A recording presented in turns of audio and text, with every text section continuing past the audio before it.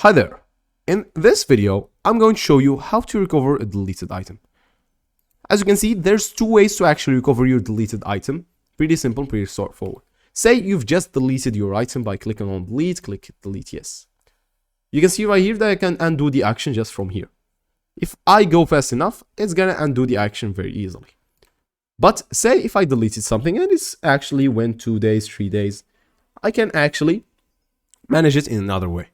Go to the left side right here and find deleted files. Click on deleting files, and as you can see here, I can find a deleted files that were 43 seconds ago. I can actually restore the item by clicking restore. As you can see, I'll click on restore all files, and then I'll be good to go. Waiting a couple of seconds, the file is being restored, and if I go to my all files right here while the file is being restored, I'm going to actually find this.